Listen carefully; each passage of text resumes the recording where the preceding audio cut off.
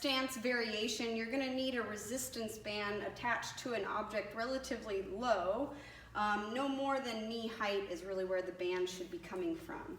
So I'm going to slip my leg, so my inside leg being my left leg is my working leg, or the lead leg, or the one that we're trying to go after the most here.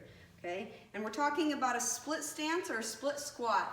One of the things I try to do to help people understand how to get into a good position, from that half kneeling position, I do want to make sure that I have successfully scooped my tailbone underneath me, so my tailbone is now pointing directly at the floor. Essentially, this is me tucking my butt and squeezing it pretty firmly, okay? Or what I like to say, bringing the pubic bone up and toward the belly button like you're thrusting the air, okay? So that's really going to be the setup for how you want to maintain your pelvis as you're doing this split squat variation.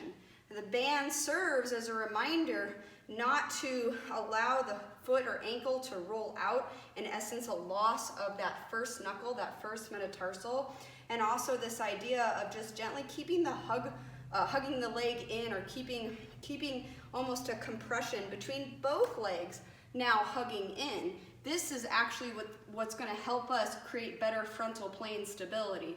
So if my knees bow out, I might spin out of it. If I can't hug together, I won't be able to successfully vertically load up and down in this split squat. So the second part, you can use a couple different things. I'm going to kind of show you with the Pilates ring and then maybe bring in the ball here. So split squat, ankle and knee and hip back here, right? Butt tuck to start. And we're going to work on a press out variation. So the nice thing about the Pilates ring is you get this idea of compression coming in with the two arms. That's going to give me a lot more feedback to my chest and make me feel like I'm really having to leverage some of my front body here as well. So split squat, inhale as I'm coming down, exhale as I'm coming up. Inhale down, exhale up.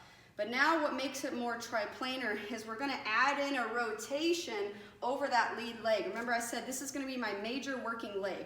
So I want to make sure my weight is not shifted back. I want to keep my weight directly up and over on top of my lead leg.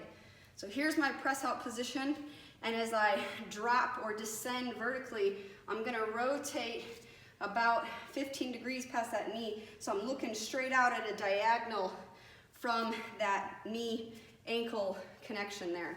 Okay, so if you don't have a ring, sometimes just even using a med ball, because you can squish this thing between your hands.